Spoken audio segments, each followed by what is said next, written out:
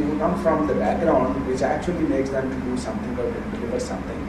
There are people, I'm not saying that, but you should not plan that they will always be there. So that was the actual idea. Any other question? Yeah, actually it's regarding with respect to the ties with and the relationship with India. Like we always, like you said, we always compare with India, like the culture and all the things quite similar to us. So I have been to India back in 2004. It was a university trip. We were a delegation of around 40 students, and we were in Delhi. And during that conference, they presented us about how they evolved and where are they right now and in future where they will be. And in that graph, like the headcounts and everything, they showed us the plan was like by the 2012 or 13, the headcount of the amount of work they will be having, they will be running out of they will be short of resources. So what they were saying us, like we should be looking for this, like hopefully the relationship should go better with Pakistan. We will be in a position like we need to outsource the amount of work we are having because we will be running out of resources. So in that perspective, yeah, this is what it is showing, that Indian industry is faced with an immediate shortfall of 400,000 people, and we have excess. I mean, quality is something. It's a different subject. We need to address it separately. That how we need to actually bring in quality in resources in order for them to be able to compete in a global space. But this is their immediate shortfall, and this is their projected shortfall over the next 5 years. So they are in a gross negative in terms of the availability of resources. That is why their industry is actually dying to shake hand. This Aman Ki Asha and all that, I was part of a couple of delegations, went to India last year, and I was able to understand the desperation of the industry, that they can actually utilize our capacity, and there is nothing wrong. I mean, in this process we would learn as to how and what they do, that they are growing, and I mean, being a subcontractor, if we learn how to deliver a major contract, that's an opportunity itself. So we have that opportunity at hand. So we should be looking towards India as well. Yeah, like for the joint ventures. And why not? Why not? Yeah. I got one question. Okay.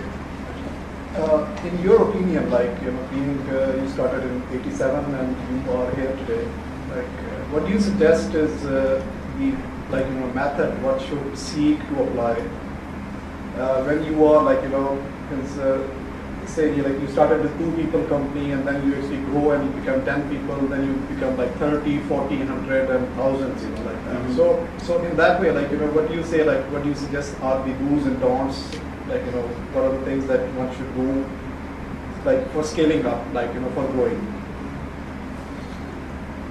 Well, like I said, first thing is dream, and dream is very rarely that 3 people dream the same, so the 3 people started a company. So if you dream that you want to do something, it's you first, as a founder or the creator of that idea that you want to do something, and then more people are actually instrumental in your growth and as you need basis. So it's immaterial. I mean, the fundamentals are the same of the growth, that you manage it better, you add more resources, you grow faster. Why companies outside Pakistan can grow much faster than the companies in Pakistan? Because there is a culture of mergers and acquisitions. I mean, a company buys another company. For example, what I don't do today, and if I want to add an immediate capacity, I would go and buy a company of 30, 40, 50 people who specialize in, for example, business intelligence and they have acquired enough skills and they have enough customers and references, I will just go buy and integrate them into my company. That is strategic growth. Right? Or merge into two companies. For example, if there is another company of my size and we complement each other, they have a set of customers, we have a set of customers, they have a revenue stream, we have a revenue stream. Combined, we can be 1,000 people or 800 people company in the next 6 months. Rather than, these are the impediments that have been to our growth, that we don't have that culture of mergers and acquisitions and collaboration and all that. That is historic, something like that. I think even in Karachi, these things do happen to some extent, but not in the north here. Okay. Follow-up thing on the same. That's fine from where you are right now. Like you are at a stage where you have like 1,000 staff and all those people. So my question is more towards like people who are budding at this stage. Primarily see what were the challenges probably you faced when you started to do projects from say like $1,000 to jump off $10,000 per job and then 10,000 to say 50,000, 200,000 to 1 million, something like that. So what were the practical challenges which were faced by yourself, your company, your staff, mid management, how you manage that, and so these kind of things. Maybe you can address that. Yeah, good question. Multiple things, and the fundamentals are the same. For growth, you need capacity, all kind of capacity. Capacity means financial capacity. For example, you only get paid if you sign $100,000 project, and there is very rarely in this day and age that somebody is going to pay you in advance. They may pay you 10% advance as mobilization advance or 20%, but the rest you need to actually invest before you get paid. And you deliver and you get paid. So you need to have financial capacity. You need to gradually increase your financial capacity, or add a financial capacity by borrowing finances or arranging it from wherever you can. And the other is your delivery capacity, which is, of course, can only come if you have the growth, the capital for growth. That was the challenge. These were the kind of challenges we always faced. But gradually, imagine it took us 25 years to. It's no. Actually, that's why in the beginning I said I don't have a very fancy story. It's a very organic growth, very slow growth. We have no other choice. That is the reason that there is no bigger 5,000, 10,000, 20,000 people company, because we don't have that kind of culture to grow at a strategic pace. Thank you. Excuse me, sir. See, I have a quick question. Yeah. So you made a couple of barbs at the government, which is all right. Mm-hmm. So I think we're going to do hopefully something soon for the sort of the startup or product-oriented startup space here at the technology park. What can we do for the BPO outsourcing companies to help them grow big and build more market? Government of Punjab, we're not federal government, Right. there's only so much we can do. I understand. But I would really appreciate any ideas that you might have. We can certainly. Yeah, I think we need to, under the circumstances, the BPO particularly, people are, why the customers outside Pakistan are very sensitive to BPO. Because in most cases, BPO is a live interaction with their customers. So they are very sensitive to that. For software development, for other things which are back office, things are okay. They don't really mind, okay, if there is a delay, there is an interruption, one can manage. But if there is a delay, there is an interruption, with their customer interactions, they become very sensitive. That's why they are very scary. I think we need to do certain tricks, as what we did actually. We have our front office in Singapore. We can probably, and there is no harm in that.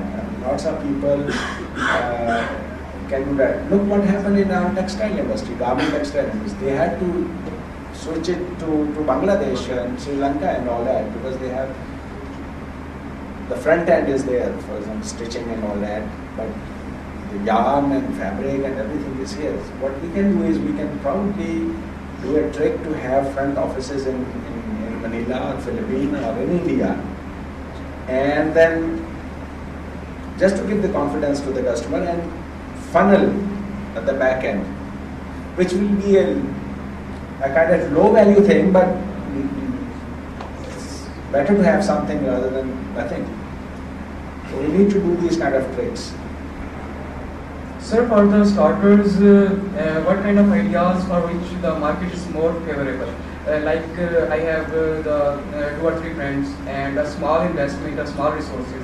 So what kind of ideas or dreams that I can start at this level and the market is going to favor me?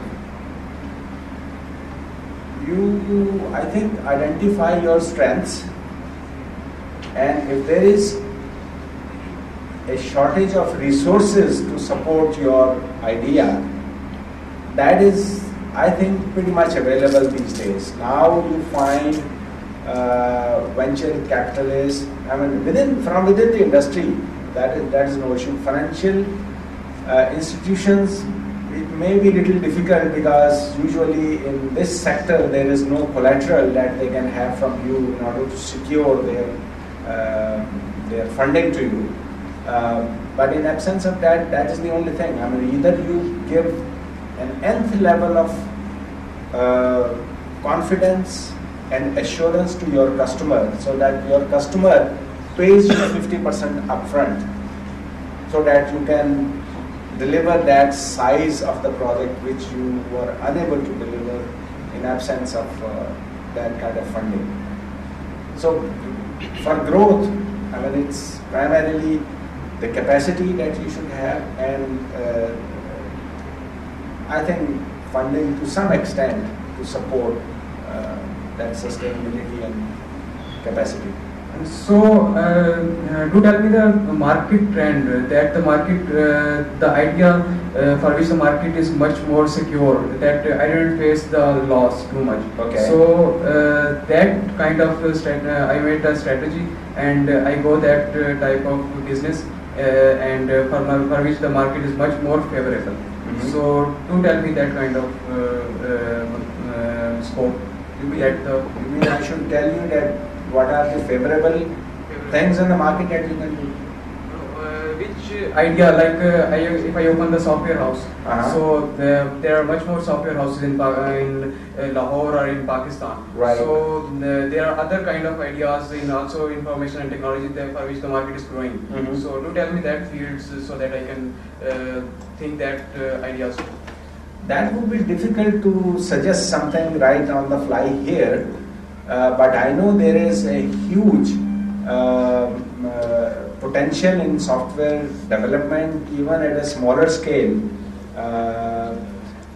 I think there are websites that you can find projects, there are United Nations freelancing kind of things that you can do. There are a number of sites where you can register and do that if you are an individual. If you are a small company,